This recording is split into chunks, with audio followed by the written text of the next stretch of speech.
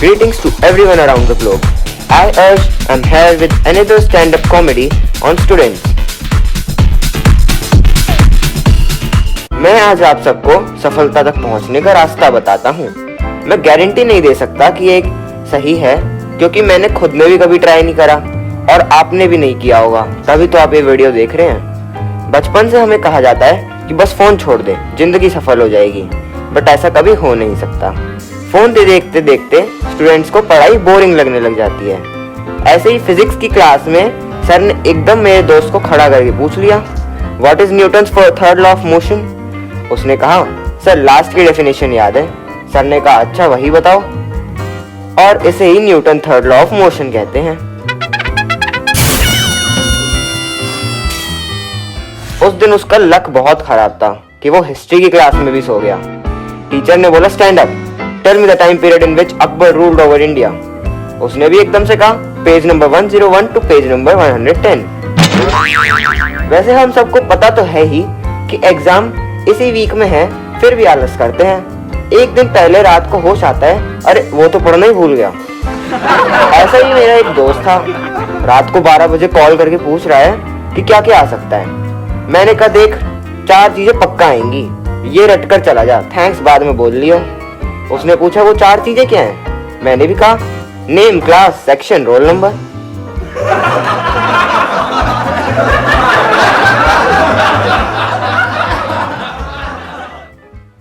एक हमारी क्लास में बहुत ही अनोखा बच्चा था, हर बार पीछे से टॉप मारता था। एक बार पेरेंट्स मीटिंग में पेरेंट्स ने पूछा कि बेटा कैसा पढ़ रहा है। टीचर ने भी कह दिया कि आर्यभट्ट ने जीरो की खोज इसी के लिए करी थी।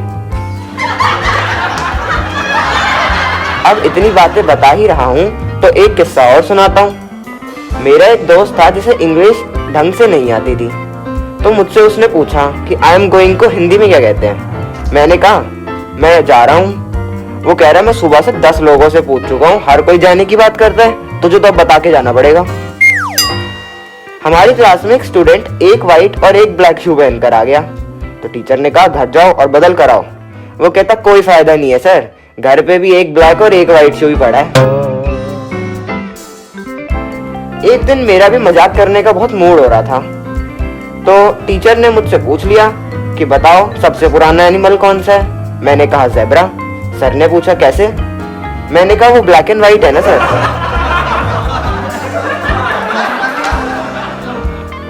चलो एक और किस्सा सुनाता हूँ। एक बॉम्ब को हैंडल करने की ट्रेनिंग चल रही थी। उसके सुपरवाइजर ने स्टूडेंट से पूछ लिया कि बताओ अगर आपके स्कूल के बाहर कोई बॉम्ब रख जाए तो क्या करोगे। एक ने कहा कि 2 मिनट वेट करेंगे, अगर कोई अपना बॉम्ब नहीं उठा के लेके जाता तो स्कूल के लॉस्ट एंड फाउंड कॉर्नर में रख देंगे। एक जीके का क्वेश्चन बड़ा कॉमन है, वही क्वेश्चन जीके के टीचर ने हमसे पूछ लिया, हम में से किसी को भी नहीं आता था। फिर मैंने हाथ खड़ा करके उसका आंसर बताया। क्वेश्चन था कि बताओ दुनिया में कितने देश हैं। मैंने कहा, सर एक ही देश है भारत, बाकी सारे तो विदेश हैं।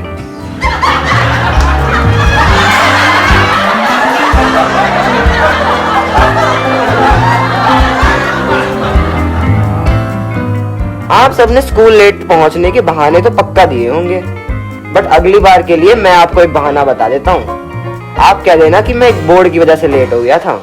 टीचर अगर पूछे क्यों, तो आप भी कह देना, बोर्ड पे लिखा था धीरे चले, स्कूल अहेड।